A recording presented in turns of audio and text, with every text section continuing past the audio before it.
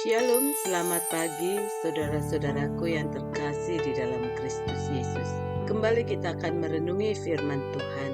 Namun sebelumnya, mari kita satu di dalam doa. Bapa kami yang bertakhta di dalam kerajaan surga, terima kasih untuk pagi yang indah ini, di mana hari ini kami masih boleh bangun dengan tubuh yang diberkati Engkau. Terima kasih juga Bapa buat kesempatan yang indah bagi kami untuk kembali membaca dan merenungi firman-Mu. Untuk itu berkatilah kami ya Bapa, agar kami dapat mengerti dan terlebih mampu melakukan firman-Mu di dalam kehidupan kami.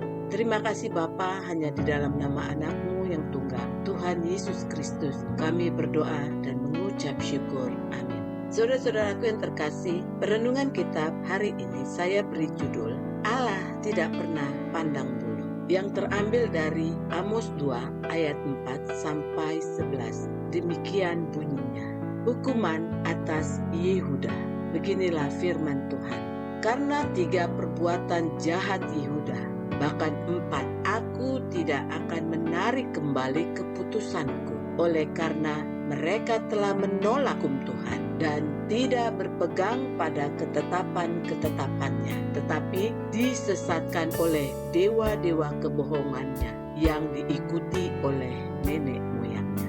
Aku akan melepas api ke dalam Yehuda, sehingga puri Yerusalem dimakan habis. Hukuman atas Israel.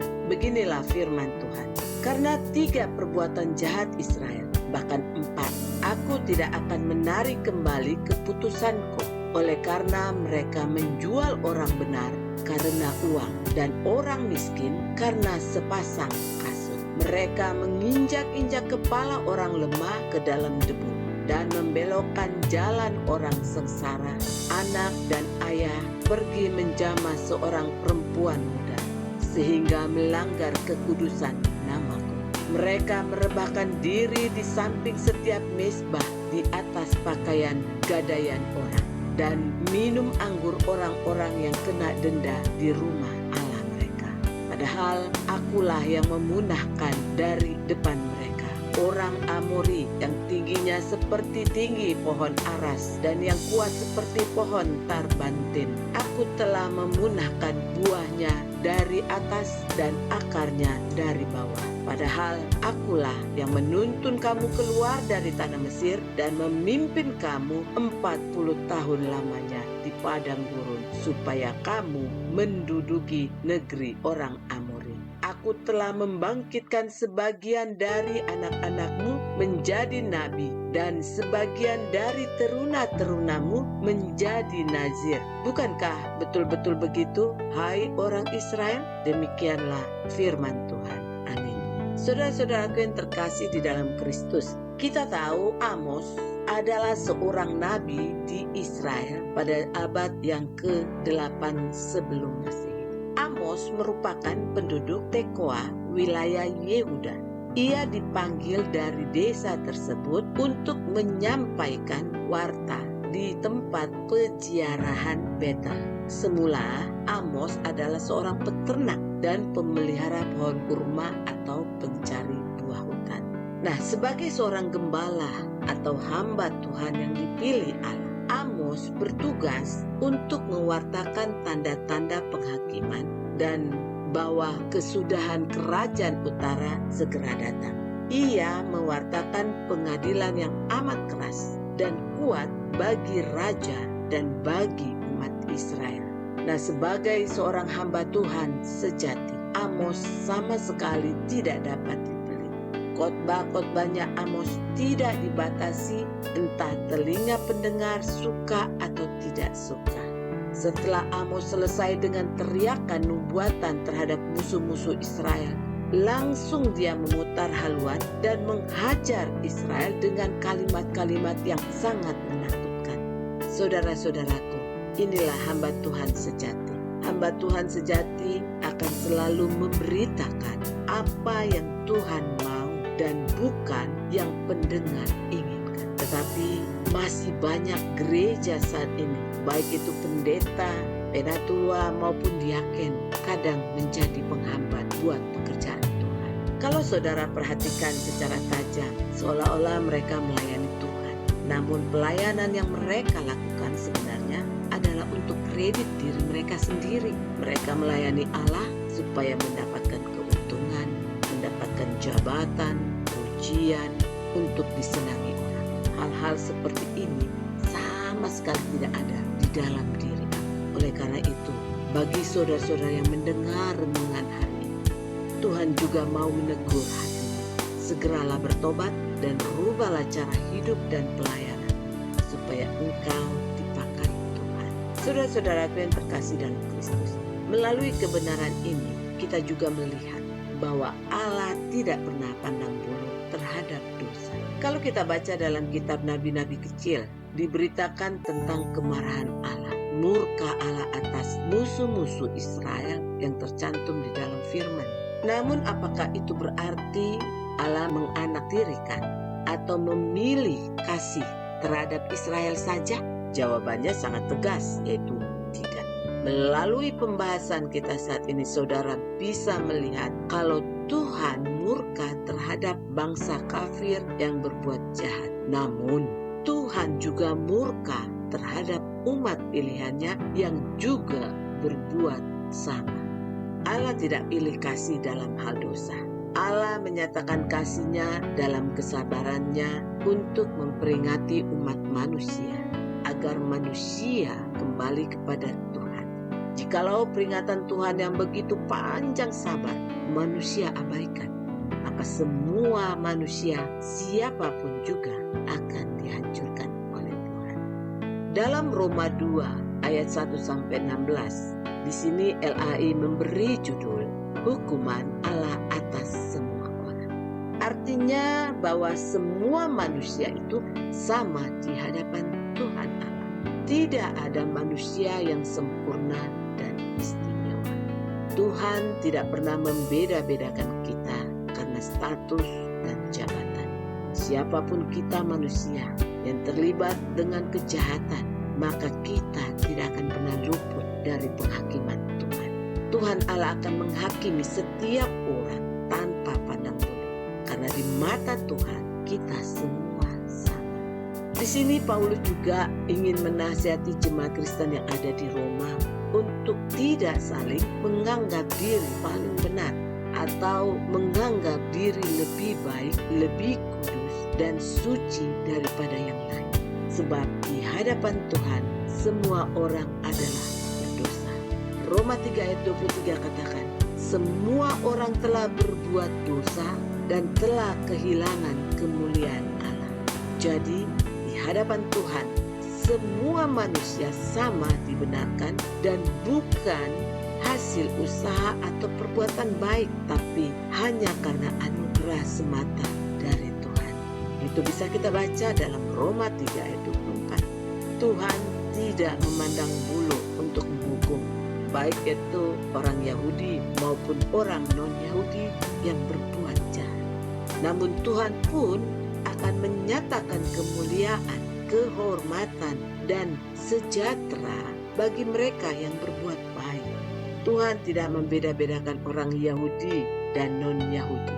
Semua di hadapan Tuhan istimewa. Tuhan memperlakukan semua orang sama, apakah itu orang Yahudi maupun non-Yahudi. Saudara-saudaraku yang terkasih di dalam Kristus, seperti Allah menciptakan matahari bagi semua makhluk, demikian kasih Allah juga dinyatakan bagi semua orang, termasuk ketika Tuhan menghukum manusia juga tanpa membeda-bedakan latar belakang bangsa.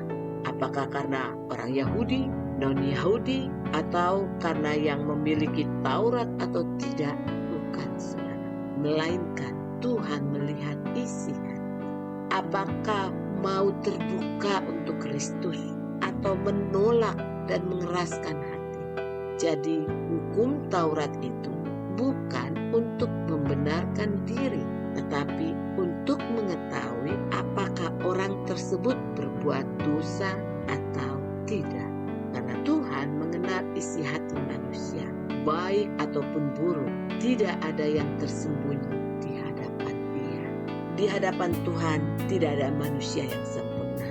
Semua telah bersalah dan jatuh ke dalam dosa.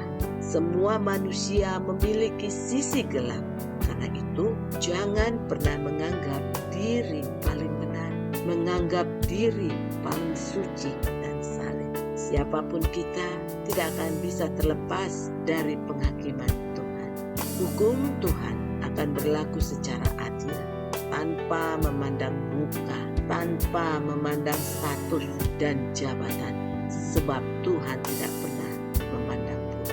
Jadi saudara-saudara, kalau Tuhan saja tidak memandang bulu kepada kita manusia, maka bagaimana mungkin kita bisa berlaku tidak adil dengan mengasihi atau memandang orang lain berdasarkan jabatan, harta, dan statusnya?